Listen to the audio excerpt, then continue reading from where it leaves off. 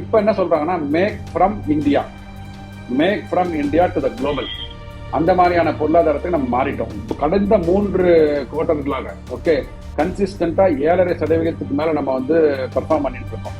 போன நிதியாண்டுல முடிந்த குவார்டர்ல கிட்டத்தட்ட வந்து 7.6% ரெக்கார்ட் குரோத் பண்ணோம் நம்ம. அதாவது ஜனவரியிலிருந்து மார்ச் 2025 முடிந்த காலாண்டு. அதுக்கு அடுத்த வந்த காலாண்டுல இந்த வருஷத்தோட ஃபர்ஸ்ட் குவார்டர்ல 7.8, இப்போ 8.2, 12 லட்சம் ரூபாய் வரைக்கும் வரியே கிடையாது. 6,000 ரூபாய் பட்டனை தட்டினா விவசாயிகளுக்கு போறது, வருஷத்துக்கு 4 மாசத்துக்கு 2,000 ரூபாய் டக்கு டக்குன்னு போறது இல்லைங்களா? அது முந்தைய காலத்துல பண்ண முடிஞ்சுதா? இப்போ வந்து சுதேசி இயக்கம் திருப்பி வந்து 2.0 கொண்டு வரணும்னு சொல்லிட்டு பிரதமர் மோடி ஐயா சொன்னார். எதுக்காக சொன்னார்னா, இங்கேருந்து வந்து நம்ம எக்ஸ்போர்ட் பண்ணிட்டு இருந்தோம். சப்போஸ் அதை வந்து லோக்கல் மார்க்கெட்டுக்காக மேனுஃபேக்சர் பண்ணணும் அப்படின்னா அதை வந்து அந்த வடிவமைக்க வேண்டும்.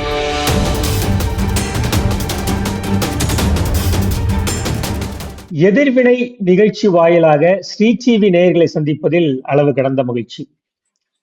ஏறத்தாழ ஒரு 3 மாசம் ஆகுது யுஎஸ் இந்திய பொருட்களுக்கு 50% டேரிஃப் விதித்து. 3 மாசம் ஆல்மோஸ்ட் முடிஞ்சிருச்சு. இது இப்போ இதன் பிறகு என்னென்ன ரியாக்ஷன் இப்போ இந்தியா பண்ணிருக்கு, என்னென்ன growth நமக்கு வந்திருக்கு, பொருளாதார ரீதியாக எந்த நிலையில் நாம் இருக்கிறோம் அப்படிங்கிறதெல்லாம் குறித்து பிரபல ஆடிட்டர் திரு சுப்பிரமணியம் சார் அவர்கள் நம்மோடு இணைந்திருக்கிறார். ஸ்ரீடிவி நேர்கள் சார்பாக அவரை இணைய வழி வரவேற்கிறேன். வணக்கம் சார். வணக்கம் வணக்கம் பாஸ்கரன். ஸ்ரீடிவி நேயர்கள் அனைவருக்கும் வணக்கம் சார். இப்போ 3 மாசம் ஆயிடுச்சு இல்லையா சார்? இப்போ ஆல்மோஸ்ட் 3 months ஆகுது அந்த 50% ஆஃப் டேரிஃப் இம்போஸ் பண்ணி. இது எதனால போடப்பட்டது அப்படிங்கும் போது சுருக்கமா சொல்லிடுறேன் சார். அது இப்போ ரஷ்யா கிட்ட நம்ம ஆயில் வாங்குறோம் அப்படிங்கிறதுக்கான பிரதிபலிப்பாகத்தான் இந்த 50% வரி விதிக்கப்பட்டது. நாம இப்பவும் அந்த குரூட் ஆயில் ரஷ்யா கிட்ட இருந்து வாங்கிட்டு இருக்கோமா, இல்ல நம்ம நிப்பாட்டிட்டோமா சார்? இப்போ அதாவது தெளிவா சொல்லணும் அப்படின்னா 25% என்றது பேசிக் டாரிஃப். அது வந்து அனைத்து நாடுகளுக்கும் போடப்படும். 25, 19, 16. இதுல ஒரு கேள்வி என்ன வரும்னா, அண்டை நாடான பாகிஸ்தான் நம்மளோட வளர்ச்சியில வந்து பின்தங்கி இருக்கிறவங்களுக்கு 19% தான் போடுறாங்க. நீங்க வந்து 56 இன்ச்சு மார்பளவு உள்ள பிரதம அமைச்சர்லாம் வச்சிருக்கீங்க, உங்களுக்கு எதுக்கு 25% ஜாஸ்தி போட்டா பாருன்னா வந்து ஒரு கிண்டல் களி தான் பேசுவாங்க. அதை நம்ம தெளிவா மக்களுக்கு புரிய வைக்கணும் அப்படின்னா, எந்த நாட்டோட ட்ரேட் பேலன்ஸ் பாசிட்டிவாக இருக்கிறதோ அவர்களுக்கு வந்து டாரிஃப் போடுவாங்க. அதாவது ட்ரேட் பேலன்ஸ் பாசிட்டிவா இருக்கணும்னா, நம்ம அமெரிக்காவுக்கு அதிகமாக எக்ஸ்போர்ட் பண்ணுகிறோம், அமெரிக்கா நம்மை சார்ந்து இருக்கிறது, அங்கேருந்து நம்ம இம்போர்ட் பண்றது கம்மி. ஸோ அவங்க என்ன யார்கிட்ட இம்போர்ட் பண்றாங்களோ அவருக்கு தானே வரி விதிக்க முடியும். அப்பதானே அவங்களுக்கு வருமானம் வரும். இதுதான் வந்து இந்த புரிதல் வந்து எல்லாருக்கும். So under developed countries, developing countries சொல்லக்கூட முடியாது பாகிஸ்தான், அந்த அளவுக்கு கீழே போயிருக்காங்க. அதனால அவர்களுக்கு ட்ரேட் பேலன்ஸ்லாம் நெகட்டிவ்ல இருக்கும். அவங்க தான் வந்து அமெரிக்கால இருந்து நிறைய வந்து இம்போர்ட் பண்றாங்க. ஸோ அங்கேருந்து எக்ஸ்போர்ட் பண்றது குறைவு.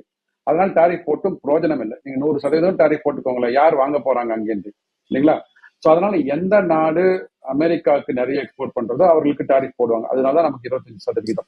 India is having about $45 billion trade surplus. கிட்டத்தட்ட நம்ம $113 பில்லியன் $120 பில்லியன் அவங்களுக்கு எக்ஸ்போர்ட் பண்றோம். அங்கே நம்ம இம்போர்ட் பண்றது $80 பில்லியன்.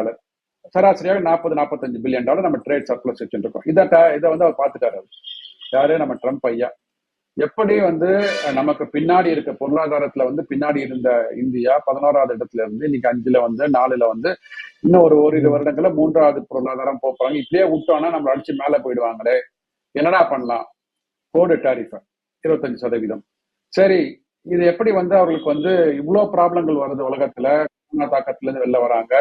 ரஷ்யா உக்ரைன் வார்ல வந்து க்ரூட் ஆயில் பிரைஸ் எல்லாம் மேல போச்சு. ஆனா அதுலயும் வந்து தாக்கத்தை வந்து மீண்டெடுத்து வராங்க. இஸ்ரேல் காசா வார் நிறைய ஜியோ பொலிட்டிக்கல் இஷ்யூஸ் இருக்கு. அங்கேருந்து டிரான்ஸ்போர்ட் ஆக மாட்டேங்குது பொருட்கள். ஆனா இவங்க எப்படி இவ்வளவு சமாளிக்க முடிகிறது அப்படின்னு பார்த்தோம்னா, நம்மளோட அந்த பிரிக்ஸ் நாடுகள்ல உள்ள இந்த ரஷ்யாவோட நம்ம போட்ட ஒரு நல்ல ஒரு அக்ரிமெண்ட்.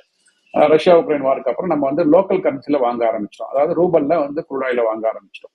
ஒரு 30% நம்மளோட ரெக்குவயர்மெண்ட்ஸை ரஷ்யால இருந்து வாங்கும் போது என்ன ஆகுறதுன்னா, நமக்கு உண்டான டாலர் தேவை குறைய ஆரம்பிச்சுட்டு. ஏன்னா டாலரை வைத்துக் கொண்டுதான் எல்லாருமே உலக நாடுகள் எல்லாமே வந்து பெட்ரோ டாலர் சொல்லப்படுகின்ற அந்த க்ரூட் ஆயில வாங்குறாங்க.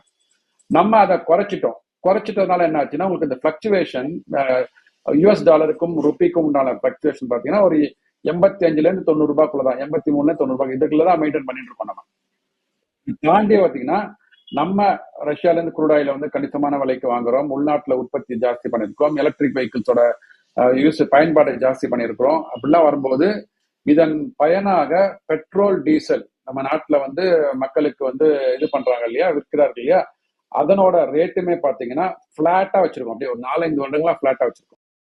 ஸோ இதெல்லாம் வந்து ஒரு எக்கனாமிக்ல வந்து மிகப்பெரிய ஒரு சீர்திருத்த நடவடிக்கைகள். ஸோ இதன் மூலமாக நம்மளால வந்து மேனேஜ் பண்ண முடிந்தது. ரெண்டாவது என்ன பண்ணாங்க அப்படின்னா, இந்த ஆத்ம நிர்பர் பாரத்தின் திட்டத்தின் மூலமாக கொடுக்கப்பட்ட கடன் தொகைகள்ல மேக் இன் இந்தியா திட்டத்தின் மூலமாக இந்தியால வந்து இந்தியாலேயே உற்பத்தி பண்ணி இந்தியாலே கன்சியூம் பண்ணதுக்கு உண்டான ஒரு கலாச்சாரத்தை உருவாக்கிட்டாங்க. ஸோ நம்ம அண்டை நாடுகளை டிபெண்டன்ஸ் எதுக்கு வச்சிருக்கிறோம் அப்படின்னா, நமக்கு வந்து அத்தியாவசியமான தேவைகளா இருக்கும். ஆனா வந்து நம்மளால மேனுஃபேக்சர் பண்ணதுக்கு உண்டான ஒரு ஒரு பேட்டன்ட்டோ ட்ரேட்மார்க்ஸோ இருக்காது. அந்த மாதிரியான பொருட்கள் மட்டும் தான் நம்ம இங்கேருந்து வந்து இறக்குமதி பண்ண ஆரம்பிச்சோம் தவிர மற்றபடியான லக்ஸரி ப்ராடக்ட்ஸ்லாம் இங்க வந்து பண்ண ஆரம்பிச்சாச்சு நம்ம. அதனாலதான் வந்து மேக் ஃபார் இந்தியா முதல்ல உலக நாடுகள் மேக் ஃபார் இந்தியான்னு பண்ணிட்டு இருந்தாங்க. அப்புறமா நம்ம என்ன பண்ணோம், மேக் இன் இந்தியா திட்டத்தின் மூலமா நம்மளோட சுயசார்பை வந்து முதல்ல வந்து ஃபுல்ஃபில் பண்றதுக்காக பண்ணியிருந்தோம். இப்ப என்ன சொல்றாங்கன்னா make from India, make from India to the global, அந்த மாதிரியான பொருளாதாரத்துக்கு நம்ம மாறிட்டோம். ஸோ அதனாலதான் எந்த ஒரு ப்ராப்ளங்கள் வந்தாலும் நம்மளால சமாளிக்க முடிகிறது. எஸ், ப்ராப்ளம் இருக்கும் எல்லாருக்கும். ஆனா இப்போ இந்த யுஎஸ் செனட், யுஎஸ் அந்த ஹவுசஸ்ல இருக்காங்க பாத்தீங்களா, யுனைடெட் ஸ்டேட்ஸ் ஆஃப் அமெரிக்கால இந்த மக்கள் பிரதிநிதிகள் வந்து இது பண்ற ரெசல்யூஷன் பாஸ் பண்ணாங்க 2 வாட்டி. இப்போ ஒன்னு பிரேசிலோட டாரிஃபுக்கு ஆதரவாக பாஸ் பண்ணணும்னு சொல்லிட்டு ரெசல்யூஷன் கொண்டு வந்தாங்க. அது தோற்கடிக்கப்பட்டது. யாரு? ட்ரம்போட பிரதிநிதிகளே, ட்ரம்போட கட்சியில் இருக்கிற பிரதிநிதிகளே ட்ரம்புக்கு எதிராக போட்டு அந்த ரெசல்யூஷன் தோற்கடிச்சாங்க. அது மாதிரி உலக நாடுகளுக்கு வந்து டாரிஃப் போட்டாங்க, அதையும் தோற்கடிச்சாங்க. பிரேசிலுக்குமே 50%. பேசிக் 50% தோற்கடிக்கப்பட்டது அந்த ரெசல்யூஷன். இப்போ இந்தியாவுக்கு ஒரு ரெசல்யூஷன் கொண்டு வரணும். அந்த ரெசல்யூஷன் கொண்டு வரதுக்கு முன்னாடி இப்ப என்ன பண்றாருன்னா, நம்ம பைலேட்ரல் ட்ரேட் அக்ரிமெண்ட் வந்து பேசிட்டு இருக்கோம் நம்ம அவங்களோட. ஸோ அமெரிக்காவோட அவரே சொல்றாரு, என்னோட நல்ல நண்பர் மோடி அப்படிலாம் சொல்றாரு. ஆனா சொல்றதெல்லாம் சொல்லிட்டு பண்ற வேலைகள்லாம் வந்து ஒரு மாதிரி வித்தியாசமான வேலைகளை பண்ணிட்டு இருக்காரு. ஏன்னா யாரையோ சாட்டிஸ்ஃபை பண்றதுக்காக பண்றாரு. ஆயில் இன்னும் நம்ம பர்ச்சேஸ் பண்ணிட்டு இருக்கோம் இல்லையா சார், ரஷ்யா கிட்ட இருந்து? ரஷ்யா கிட்ட இருந்து பண்ணிட்டு இருக்கோம், கண்டிப்பாக பண்ணிட்டு இருக்கோம், கண்டிப்பாக அது தொடர்ந்துகிட்டு தான் இருக்கு. தொடர்ந்துகிட்டு தான் இருக்கு. ஆமா ஆமா, பைலேட்டரல் டாக்கும் போயிட்டு இருக்கு சார் இல்லையா? பைலேட்டரல் டாக் போயிட்டு இருக்கு. ரஷ்யால இருந்து குரூட் ஆயில் வாங்கிட்டு இருக்கிறோம். ஆல்டர்னேட் மார்க்கெட்ஸ் நம்ம வந்து கண்டுபிடிக்க ஆரம்பிச்சிட்டோம். ஓகே, ஏன்னா இதெல்லாம் வந்து நமக்கு வந்து எல்லா உலகத்திற்கும் சொல்லுகின்ற ஒரு செய்தி. யாரையும் ஒரு தனிநபரையோ தனி நாட்டையோ டிபெண்ட் பண்ணி இருக்க கூடாது. இது மாதிரி ஏதாவது அசாதாரண சூழ்நிலை வரும்போது நம்மளோட பொருளாதாரம் படுத்துவிடும். அதனால வந்து ஆல்டர்னேட் மார்க்கெட்டையும் நம்ம வந்து கண்டுபிடிச்சு அது போயிட்டு இருக்கு நமக்கு. ஏன்னா வந்து போன செப்டம்பர் 2024க்கும் 2025க்கும் பாத்தீங்கன்னா கிட்டத்தட்ட ஒரு $130 பில்லியன் ட்ரேட் வந்து எக்ஸ்போர்ட்ஸ் வந்து இன்க்ரீஸ் ஆயிருக்கு. செப்டம்பர் 24 வந்து கிட்டத்தட்ட இப்போ அவங்க இம்போஸ் பண்ணதுக்கு அப்புறம் அங்க யூஎஸோட இம்போர்ட் இந்தியன் ப்ராடக்ட் அது குறைஞ்சிருச்சா சார்? இப்போ அது இல்லாமல் இப்போ இந்தியாவில் இருந்து அமெரிக்கா தவிர வேறு உலக நாடுகளுக்கு ஏற்றுமதி அதிகமாயிருக்கா சார்? கண்டிப்பா. அந்த டேட்டா பாத்தீங்கன்னா செப்டம்பர் 24ல நம்ம வந்து நம்மளோட ஒட்டுமொத்த ஏற்றுமதியில ஒரு 35% அமெரிக்காவுக்கு பண்ணிட்டு இருக்கோம். அந்த 35% பண்ணியிருந்த எக்ஸ்போர்ட்ஸ் வந்து இப்ப 21% ஆயிடுச்சு. கிட்டத்தட்ட 14% எக்ஸ்போர்ட்ஸ் வந்து அமெரிக்காவுக்கு குறைக்கப்பட்டிருக்கிறது. சரி, குறைக்கப்பட்டுடுச்சு அப்படின்னா என்ன ஆகும்? ஏன்னா இப்ப வந்து டாரிஃப் போடுறதுனால அவங்களால வந்து வாங்க முடியலன்னு சொல்லிட்டு இங்க உள்ள கட்சிகள்லாம் சொல்லுவாங்க இல்லையா, இங்க உள்ள பொருளாதாரம் நலிந்து போய்விட்டது. அது நலிந்து போகவில்லை, அடுத்த மார்க்கெட்டை தேடி போக ஆரம்பிச்சு. ஸோ சைனாக்கு வந்து 15% கொடுத்துருந்தோம் போன வருஷம். ராகுல் டெட் எக்கனாமினே சொல்லிட்டு இருக்காரு சார். ராகுல் டெட் எக்கனாமினே சொல்லிட்டு இருக்காரு. ஆனா அதாவது ராகுல் டெட் எக்கானமி சொல்லுவாரு. ஆனா வந்து டெட் எக்கானமிக்குள்ள உள்ள மாநிலங்கள் இருக்கு பாத்தீங்களா, அந்த மாநிலங்கள் மட்டும் வளர்ச்சியை கண்ட போது உடனே வந்து டபுள் டிஜிட் க்ரோத்னுவாங்க. அதுல கூட்டணியில இருக்கிற திமுக சொன்னோன்னா அவர் வந்து எப்படிங்க டெட் எக்கானமி நான் சொல்லிட்டு இருக்க மேல எப்படிங்க கீழே நீங்க வந்து வளர்ந்து வர முடியும்னு கேட்பாங்க. கேட்க மாட்டாங்க. கர்நாடகா வளர்ந்து வரும்னு சொல்லுவாங்க. இவங்க எங்கெல்லாம் ஆட்சியில இருக்கிறார்களோ அங்கெல்லாம் வந்து முன்ன மாதிரி எப்படி ஏவிஎம் மிஷின் வந்து ஒழுங்கா வேலை செய்யும், பேலட் பேப்பர் நல்லா வேலை செய்யும், அங்க எஸ்ஐஆர் நல்லா வேலை செய்யும், அது மாதிரி அங்க உள்ள எக்கானமி மட்டும் வந்து நல்லா வேலை செய்யும், நல்லபடியாக இருக்கும். அங்க டெட் எக்கானமியா இருக்குது. ஆனா இந்த அனைத்து மாநிலங்களையும் கூட்டியது தானங்க வந்து இந்திய திருதேசம்.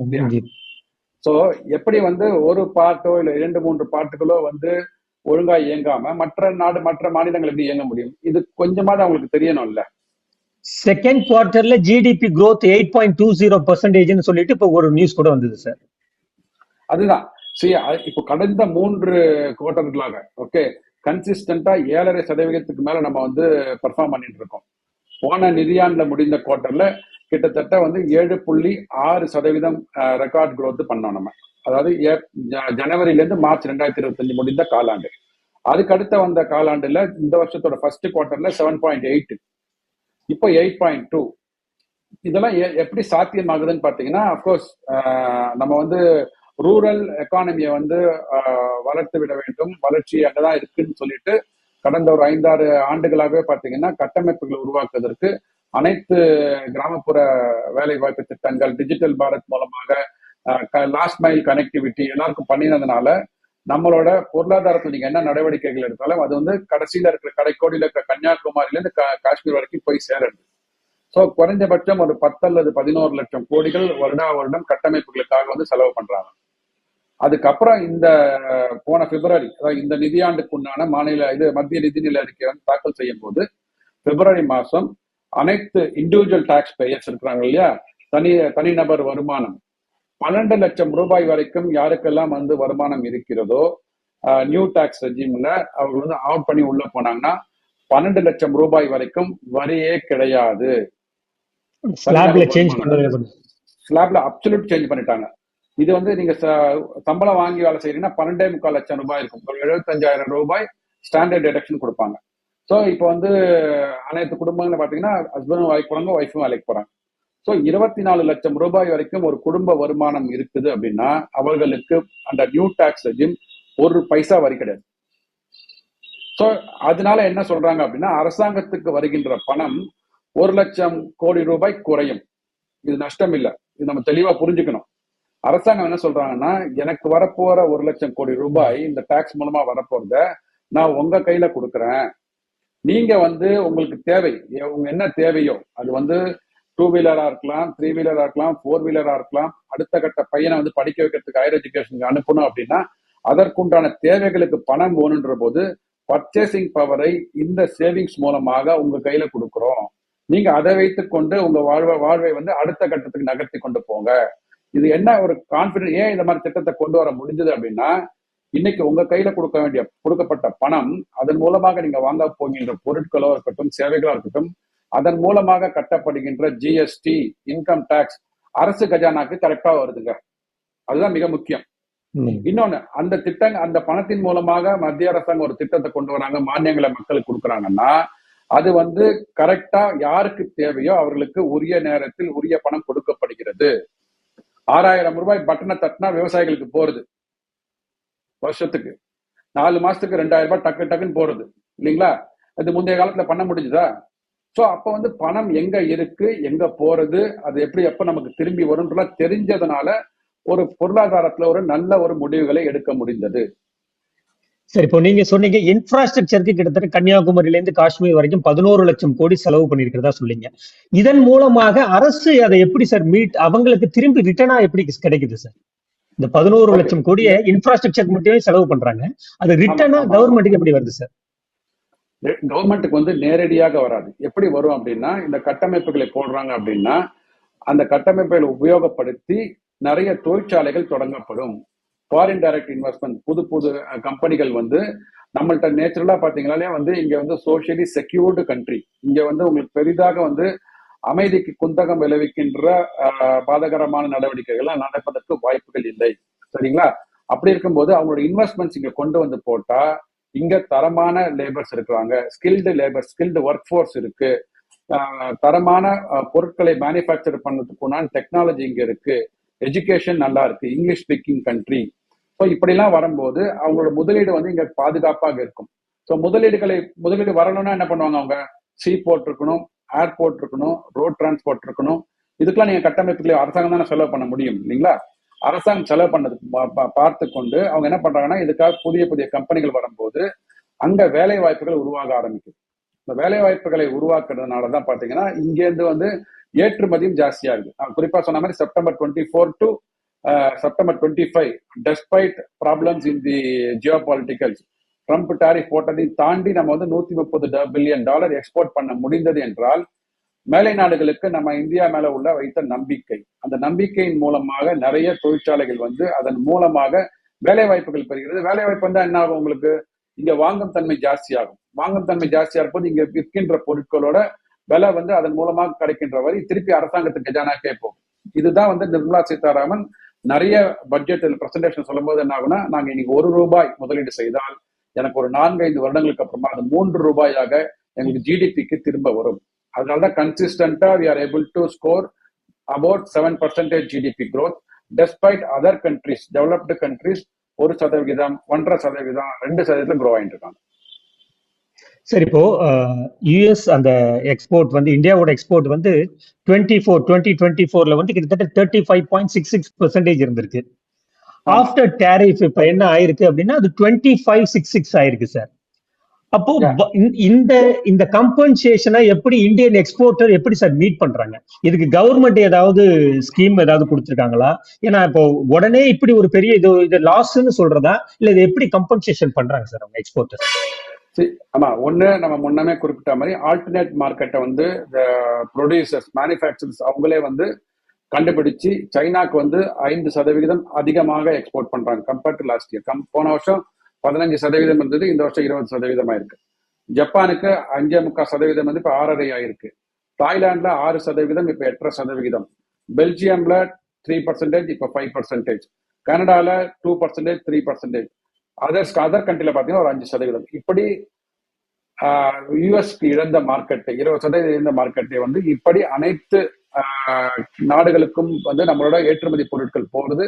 அதை தாண்டி அப்சல்யூட் டேர்ம்ஸ்லயே ஒரு $130 பில்லியன் நம்ம வந்து எக்ஸ்போர்ட் பண்ண ஆரம்பிச்சோம். ஸோ அதனால இந்த ஏற்றுமதினால டாரிஃப்னால நமக்கு இப்போ வந்து ஒரு லாஸ் இருக்குன்ற சிச்சுவேஷனை மீட் அவுட் பண்ணிட்டாங்க. நஷ்டத்தை வந்து தடுத்து விட்டார்கள். ரெண்டாவது, இந்த ஓகே நஷ்டத்தை தடுத்துட்டீங்க, இப்போ வந்து சுதேசி இயக்கம் திருப்பி வந்து 2.0 கொண்டு வரணும்னு சொல்லிட்டு பிரதமர் மோடி ஐயா சொன்னார். எதுக்காக சொன்னார்னா, இங்கேருந்து வந்து நம்ம எக்ஸ்போர்ட் பண்ணிட்டு இருந்தோம், சப்போஸ் அதை வந்து லோக்கல் மார்க்கெட்டுக்காக மேனுஃபேக்சர் பண்ணணும் அப்படின்னா அதை வந்து அந்த வடிவமைக்க வேண்டும். ஸோ அதற்கு வந்து மக்கள் கையில பணம் இருக்கணும். ஃபர்ஸ்ட் நீங்க வந்து பொருட்களை இங்க மேனுஃபேக்சர் பண்ணிடலாம், அது வாங்கும் தன்மை. இந்தியாவில் பார்த்தீங்கன்னா ஒரு பாப்புலேஷன், மக்கள் தொகை என்பது வந்து ஒரு சாபம்லாம் முன்னாடி சொல்லுவாங்க. அதுதான் அது ஒரு சாதனையாக வந்து உபயோகித்துக் கொண்டு, நமக்கு சாதகமான ஒரு சிச்சுவேஷனை உபயோகித்துக் கொண்டு இந்த ஜிஎஸ்டி 2.0 ஒரு மிகப்பெரிய இந்த சமீபத்திய ஒரு டிகேட்ல வந்து பொருளாதார புரட்சினே சொல்லலாம். அனைவரும் அப்படிதான் சொல்றாங்க. ஸோ அங்க வந்து பாத்தீங்கன்னா ஒரு 4 ஸ்ட்ரக்சர்ஸ் டயர்ல வந்து ஜிஎஸ்டி இருந்தது முன்னாடி. 28, 18, 12, 5 4% வந்து ஜிஎஸ்டி இருந்தது. ஏன் இப்ப குறைச்சாங்க அப்படின்னா, ஜிஎஸ்டி இன்ட்ரோடியூஸ் பண்ண காலத்துல average GST rate, indirect tax ரேட்னு பாத்தீங்கன்னா 15% இருந்தது. அது வந்து ரெவென்யூ நியூட்ரல் ரேட்னு சொல்லுவாங்க, RNR சொல்லுவாங்க.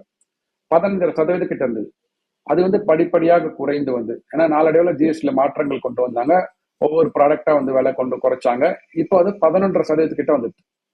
தட் மீன்ஸ் எனக்கு வந்து மக்கள்கிட்ட வருகின்ற வரி வருமானம் அப்சல்யூட் நம்பர்ல நிறைய வந்துட்டு இருக்குது, வால்யூம் ஜாஸ்தியாயிட்டு இருக்கு, வணிகம் பெருகுகிறது. அப்ப அரசாங்கத்துக்கு வருகின்ற வரியும் ஜாஸ்தியாகும் போது அந்த ரேட் ரிடக்ஷனை வந்து மக்களுக்கு பாஸ் ஆன் பண்ணலாம் அப்படின்னு சொல்லி ஒரு பெரிய ஒரு கொள்கை முடிவு எடுத்து இப்போ வந்து 18% மற்றும் 5% மட்டுமே, 2 பிராக்கெட் தான். கிட்டத்தட்ட 397 பொருட்களுக்கு உண்டான வரி வந்து குறைக்கப்பட்டு விட்டது. ஸோ இதன் மூலமாக ஒரு 2 லட்சம் கோடி ரூபாய் அரசாங்கத்துக்கு வந்து கொண்டிருந்த பணம் வருடத்திற்கு திருப்பி மக்களிடம் நம்பிக்கையின் அடிப்படையில் திருப்பி கொடுக்கப்பட்டிருக்கிறது. 1 லட்சம் கோடி இன்கம் டாக்ஸ்ல கொடுத்தாங்க, இப்போ 2 லட்சம் கோடி ஜிஎஸ்டி மூலமாக திருப்பி கொடுக்குறாங்க. இது வந்து அனைத்து எதிர்கட்சிகளும் சொல்ல நஷ்டம் சொல்லுவாங்க. இது நஷ்டம் கிடையாது. எப்படி வந்து உங்க தகப்பனார் தேர்ந்து உங்களுக்கு பணம் வரும்போது அது எப்படி நஷ்டம் சொல்லுவாரு அவங்க அப்பா? தன் மகனுக்காக மகளுக்காக பணத்தை வந்து நீ பார்த்துக்கோமான்னு கொடுக்குறாரு. எனக்கு தெரியும் நீ வந்து நடத்த போற பிசினஸ்ல நல்லா நடத்தி அதன் மூலமாக லாபத்தை ஈட்டி எனக்கு திருப்பி நீ பணத்தை கொடுப்பேன்னு தெரியும். அத மாதிரியான நம்பிக்கை, பரஸ்பர நம்பிக்கை. மத்திய அரசாங்கம் தனக்கு வர வேண்டிய 2 லட்சம் கோடி ரூபாயை மக்களிடம் கொடுத்து, மக்கள் அவர்களுக்கு தேவையான பொருட்களை, அடுத்த கட்டத்துக்கான தேவையான பொருட்களை வாங்கி அதன் மூலமாக ஏற்படுகின்ற வணிகத்தில் வருகின்ற வரி திருப்பி அரசாங்கத்துக்கு கட்டப்படும். சோ இதன் மூலமாக பார்த்தீங்கன்னா ஒரு 3 லட்சம் கோடி ரூபாய் மக்கள்கிட்ட கொடுக்கப்பட்டிருக்கிறது. சொன்னீங்க இப்போ எக்ஸ்போர்ட்டர்ஸ் இப்ப யாருமே முடிச்சிடுறேன். ஸோ நீங்க இதன் முடிச்சிருங்க சார். மூலமாக என்னன்னா, இப்போ ட்ரம்ப் டாரிஃப்ல வந்து டிமாண்ட் கம்மியான போது இங்க டிமாண்ட் ஜாஸ்தி ஆகுது, லோக்கலின் டிமாண்ட் ஜாஸ்தி ஆகுது. ம். நான் சொன்ன மற்ற 10 கண்ட்ரீஸ்ல டிமாண்ட் ஜாஸ்தி ஆகும் போது இது குறையறதுனால, இது ஏறதுனால உங்களுக்கு வந்து காம்பன்சேட் பண்ணப்பட்டு நல்ல தரமான விலை, நல்ல தரமான விலையில நல்ல தரமான பொருட்கள் அனைவருக்கும் கிடைக்குமாறு வந்து எக்ஸ்போர்ட்ல வந்து இப்ப நம்ம வந்து இந்தியா வந்து மிக பிரகாசமா வந்து பிரதிபலிச்சுட்டு இருக்குன்னு பார்க்கிறோம். சரி, இப்ப நீங்க சொன்னீங்க எக்ஸ்போர்ட்டர்ஸ் வந்து பெருசா எதுவுமே லாஸ் மீட் பண்ணல, அவங்க ஓரளவு ஆல்டர்னேட்டிவ் பாத் கண்டுபிடிச்சிட்டாங்க, அதனால அவங்களுடைய ப்ராடக்ட்டை சேல் பண்ணிட்டாங்க அப்படிங்கும்போது, இப்போ இதெல்லாம் இந்த 3 மாதத்தில் நடந்துருச்சு அப்படின்னு எடுத்துக்கலாமா?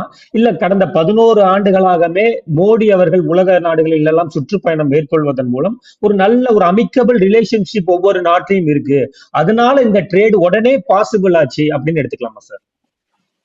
இல்ல, இது ரெண்டுமே தான்.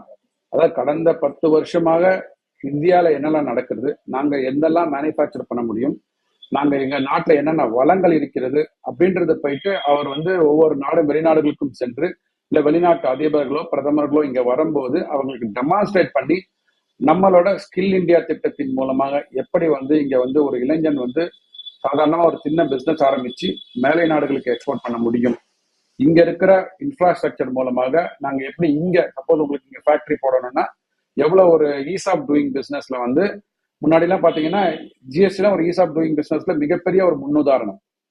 ஒரு இப்போ பாத்தீங்கன்னா இப்ப ஜிஎஸ்டி 2.0ல 3 நாள்ல உங்களுக்கு ஜிஎஸ்டி ரிஜிஸ்ட்ரேஷன் சர்டிஃபிகேட் கிடைச்சிரும்ன்றாங்க. ஒரு புதுசாக ஒரு பிசினஸ் தொடங்கணும் அப்படின்னா உங்களுக்கு உடனே 3 நாள்ல கிடைச்சிரும்ன்றாங்க.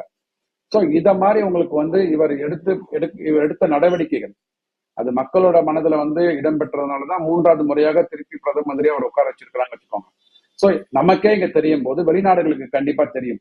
அண்ட் அவங்க பாக்குறாங்க இந்தியாவோட பர்ஃபார்மன்ஸ் அக்ராஸ் இது எவ்வளவு பேரை வந்து நம்ம வந்து பாவர்ட்டி இண்டெக்ஸ்ல இருந்து 25 கோடி மக்களை வந்து பாவர்ட்டி இண்டெக்ஸ்ல இருந்து மீட்டெடுத்திருக்கிறோம்.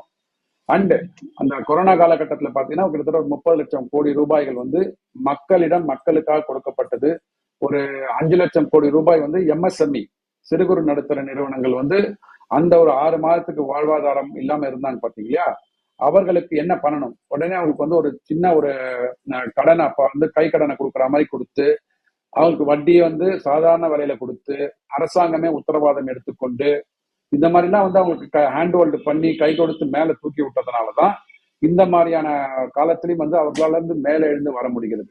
குறிப்பா அந்த டாரிஃப் பண்ணும்போது இப்ப இந்த ஏப்ரல் மாசம் வந்தா கூட ஒரு 45,000 கோடி ரூபாய் வந்து முதலான திட்டங்களை வந்து அவங்களுக்கு அறிவிச்சாங்க. மெயினா வந்து இந்த கோவிட் தாண்டி வரும்போது 5 லட்சம் கொடுத்தது மாதிரி இங்க 50,000 கோடி ரூபாய் கொடுத்து அதுல 20,000 கோடி ரூபாய் வந்து கடனாக கொடுத்தாங்க. எந்த சிறு குறு நடுத்தர நிறுவனங்கள் வந்து எக்ஸ்போர்ட் மார்க்கெட்ல வந்து சஃபர் ஆகுறாங்களோ அவர்களுக்கு வந்து இந்த மாதிரியான திட்டங்கள் மூலமாக ஒரு டக்குன்னு ஒரு emergency loan, credit guarantee emergency credit line சொல்லுவோம் நம்ம. ஸோ அந்த கிரெடிட் லைன் கொடுத்ததுனால அவர்களால உடனே வந்து அந்த தாக்கத்திலிருந்து மீண்டு வந்து திருப்பி பிசினஸ் வந்து சுமூகமா வந்து நடத்த முடிகிறது. அந்த பைலேட்டரல் டயலாக் இன்னும் போயிட்டு இருக்கு.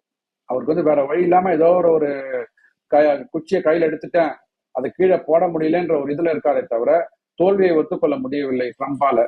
பட் ஆனா வந்து இன்னும் ஓரிரு மாதங்கள்ல இது பை டிசம்பர் எண்ட் இல்லைன்னா Q1 ஆஃப் நெக்ஸ்ட் இயர் 2026ல இதற்குண்டான ஒரு சுமூகமான சூழ்நிலை திருப்பியும் it be rolling back to 25% டாரிஃப்ல வருவதற்கான வாய்ப்புகள் மிக பிரகாசமாக இருக்கிறது.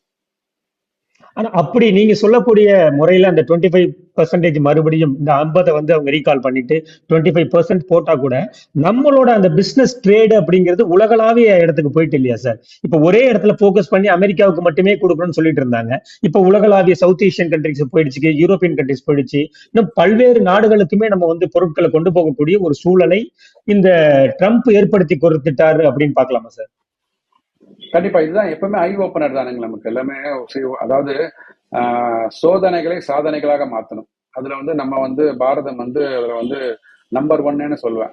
ஏன்னா வந்து உங்களுக்கு அந்த காலத்துல இருந்து பாத்தீங்கன்னா நம்ம சுதந்திர போராட்டத்துல பாத்தீங்கன்னா எவ்வளவு தனிப்பட்ட மனிதர்கள் வந்து தன்னுடைய உயிரை தியாகம் செய்து அந்த வந்து சோதனையை வந்து இது பண்ணிட்டு நமக்காக ஒரு சுதந்திரத்தை பெற்றுக் கொடுத்துட்டு போயிருக்காங்க. அவங்க வந்து எனக்கு பயமா இருக்கு இல்ல சோதனையா இருக்குன்னு சொல்லிட்டு விட்டு போயிருந்தாங்கன்னா நமக்கு இன்னைக்கு வந்து சுதந்திர காத்தை நம்ம சுவாசிக்க முடியுமா?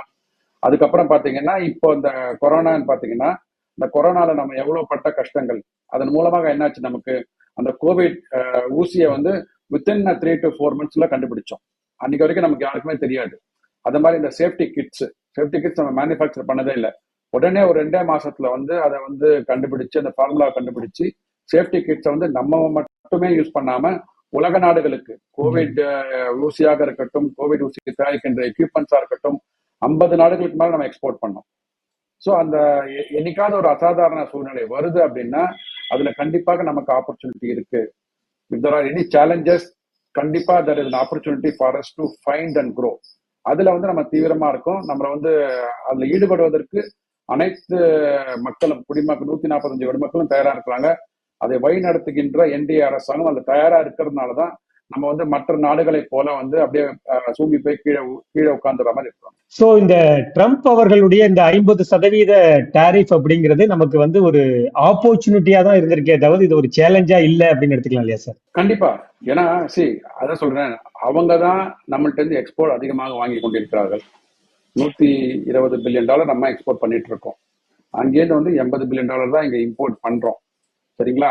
ஸோ அவர்கள் வந்து இப்ப புரிஞ்சிருக்கும் அவருக்கு, ஒரு நாட்டுல வந்து நீங்க டாரிஃப் போடுறீங்க, இம்போர்ட் பண்ணும் போது அதிகமான பணச்சுமையை வந்து அந்த பொருளின் மேல் நான் விற்க போறேன் அப்படின்னா என்ன ஆகும்? அந்த நாட்டுல வாங்குகின்ற மக்களின் இன்ஃபிளேஷன் ஜாஸ்தி ஆகும், பொருளின் விலை ஜாஸ்தி ஆகும், வாங்கும் சக்தி குறையும்.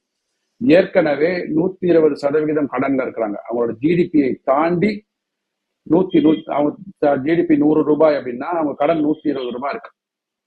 அவங்களோட பிஸ்கல் டெபிசிட், பற்றாக்குறை வருடம் 4.5% வந்து உயர்ந்து கொண்டே வருகிறது. ஜிடிபியில பற்றாக்குறை 4.5% ஜிடிபியில உயர்கிறது. அவங்கள்ட்ட வந்து குரோத்ன்னு பாத்தீங்கன்னா 2% தான். வருஷா வருஷம் 2.5% துண்டு விழுது அவங்களுக்கு. அந்த துண்டு விழுறதுக்கு அவங்க கடன் வாங்குறாங்க. ஏற்கனவே 120% கடன் வாங்கி வச்சிருக்காங்க. ஸோ அது வந்து ஒரு சக்கர விகிதத்துல போய் மாட்டின்னு இருக்காங்க அமெரிக்க பொருளாதாரம். அந்த சக்கர விகிதத்துல எப்படி வெளில வர போறாங்கன்னு தெரியல.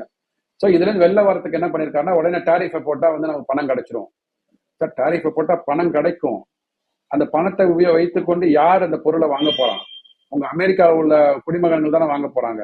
அப்போ அவங்க வாங்குற பொருட்களோட விலை அதிகமாச்சு அப்படின்னா அவன்கிட்ட இன்ஃபிளேஷன் ஜாஸ்தி ஆகும், சேவிங்ஸ் கரைஞ்சி போகும். திருப்பி அவன் எப்படி நாட்டில் வந்து முதலீடு பண்ணுவான்? இல்ல அந்த பொருளை நான் வெளிநாட்டுக்கு எக்ஸ்போர்ட் பண்றேன் அப்படின்னா, நேற்று வரைக்கும் $100 கொடுத்த ஒரு பொருளை எக்ஸ்போர்ட் பண்ணிருந்தீங்கன்னா இன்னைக்கு $150 பண்றீங்கன்னா எந்த வெளிநாடுகள் வாங்குவாங்க? உள்நாட்டுல விலை ஏறும், வெளிநாட்டுல விலை ஏறும். அப்போ உங்களுக்கு பொருள் டிமாண்ட் கம்மி தானே ஆகும். அப்போ ரெசெஷன் நோக்கி தானே போகும். இதெல்லாம் வந்து ஒரு எக்கானமிஸ்ட் ஒரு குரூப் எல்லாம் வச்சு பேசி கொள்ளாம எதிர்கட்சிகள் என்ன சொல்றாங்க அதெல்லாம் இல்லாம எக்ஸிக்யூட்டிவ் ஆர்டர் பாஸ் பண்றது. ஏங்க ஒரு ரெசல்யூஷன் தோற்கடிக்கப்படுகிறது? ஏன்னா அந்த resolution was not discussed at all. அங்கதான் அந்த பிரசிடென்ஷியல் ரூல் தானாங்க. நான் கைது வச்சுதான் சட்டம், நான் தன்னிச்சையா எடுக்கப்பட்டது. இப்போ அது தோற்கடிக்கப்பட்டிருக்கு. இதை அவர் புரிந்து கொண்டு இந்தியாவுடன் இணக்கமாக இருந்தால் எவ்வளவு சாஃப்ட்வேர் ப்ரொஃபஷனல்ஸ் அங்க இருக்காங்க. நம்ம ஃபுல் அங்க பாத்தீங்கன்னா சிலிக்கான் வேலி ஃபுல்லா இங்க இந்தியால இருந்து போனவங்க தானே. சத்யா நடலாவா இருக்கட்டும், கூகுள் பிச்சியா இருக்கட்டும், எல்லாரும் இங்கேருந்து போனவங்க தானே. அவர்கள் இயக்கின்ற நிறுவனங்களை தானே ஆயிரக்கணக்கான மக்கள் வேலை செஞ்சுட்டு இருக்காங்க, இன்க்ளூடிங் அமெரிக்கன் சிட்டிசன்ஸ். ஸோ நீங்க ஒரு தக்குன்னு ஒரு பிளக் எடுக்கிறீங்க அப்படின்னா அதனால என்ன ஆகும்னு நீங்க யோசிக்கணும்ல சார். நிறைவாக சுருக்கமா, இப்போ இந்த டாரிஃப் வந்து இந்த டிசம்பர் எண்டுக்குள்ள ரீகால் பண்ணிடுவாங்கன்னு நீங்க சொல்றீங்க இல்லைங்களா சார்? பாசிபிலிட்டிஸ் இருக்கு. அதாவது என்ன சொல்றாங்கன்னா, பை டிசம்பர் பண்ணணும். ஆனா டிசம்பர்ல உங்களுக்கு வேலை செய்ய மாட்டாங்க. உங்களுக்கு தெரியும், இந்த மேலை நாடுகள் எல்லாம் 15 கடையை மூட்டு வீட்டுக்கு போயிடுவாங்க, கிறிஸ்துமஸ் ஹாலிடேஸ் போயிடுவாங்க. ஆனா வலைதளத்துல சொன்னா டிசம்பர்ல வாய்ப்புகள் இருக்கு. ஆனா அதை தாண்டி தான் Q1 2026, அதாவது வருகின்ற ஜனவரி பிப்ரவரி மாதங்கள்ல இதற்குண்டான டாரிஃபுக்கு உண்டான ஒரு நல்ல தீர்வு காணப்படும். டிசம்பர் சொல்றாங்க, எனக்கு ஏற்படுவதில்லை, பாதி பேர் வேலை செய்ய மாட்டாங்க அங்க. ஆனா ஜனவரி பிப்ரவரி மாதங்களில், வருகின்ற ஜனவரி பிப்ரவரி மாதங்கள்ல கண்டிப்பாக இதற்குண்டான இந்தியாவுக்கு சாதகமான தீர்ப்பு கிடைப்பதற்கு வாய்ப்புகள் நிறையவே இருக்கு. மோடி கிடைக்கக்கூடிய எல்லா பந்துகளையும் சிக்ஸர் அடிக்கிறாருன்னு நினைக்கிறீங்களா சார்? கண்டிப்பாக. நீங்க வந்து வெயிட் பண்ணிட்டு இருக்காரு அவரு. அதாவது நீங்க வந்து அவரை களத்துல இறக்கி விட்டுட்டீங்க வச்சுக்கோங்களேன், நீங்க பால் போட்டீங்கன்னா அடிச்சிருவாரு அவரு. நீங்க வந்து அவரை களத்துல கூப்பிடாம இருக்கிறது உங்களுக்கு நல்லது. அவர் வெளியிலேயே வந்து விளையாடிட்டு இருக்கட்டும். உள்ள கூப்பிட்டுட்டீங்க அப்படின்னா இருக்கிற எல்லா டெக்னிக்ஸையும் யூஸ் பண்ணி, இது வந்து ஹெலிகாப்டர் ஷாட்டாக இருக்கட்டும், இல்லைன்னா அந்த உக் ஷாட்டா இருக்கட்டும், எந்த பால் போட்டாலும் அது வந்து சிக்ஸருக்கு தான் போகும். அது வந்து என்டிஏ அரசாங்கத்துல கடந்த 3 வருடங்களாக நம்ம பார்த்துட்டு இருக்கோம். அது எதிர்க்கட்சிகள் வைக்கின்ற குற்றச்சாட்டுகளாக இருக்கட்டும், இல்ல வெளிநாடுகள் வைக்கின்ற குற்றச்சாட்டா இருக்கட்டும், ஆர் எதிரி நாடு நம்மளோட பாகிஸ்தான் அவர்கள் வைக்கின்ற பாமாக இருக்கட்டும், இல்ல அங்கிருந்து அனுப்பப்பட்ட மிசைல்ஸாக இருக்கட்டும், அதெல்லாம் திருப்பி அனுப்பப்படும் அவர்களுக்குன்றது ஆபரேஷன் சிந்தூர்லயும் நம்ம பார்த்திருக்கிறோம். அதனால உலக மக்களுக்கு இந்தியா மேல கை வச்சா என்ன நடக்கும் சொல்லிட்டு அனைவருக்குமே தெரியும். ரொம்ப நன்றி சார். நிறைய தகவல்களை பகிர்ந்துக்கிட்டீங்க. மீண்டும் ஒரு நிகழ்ச்சியில் சந்திப்போம். நன்றி நேயர்களே. நன்றி சார். நன்றி.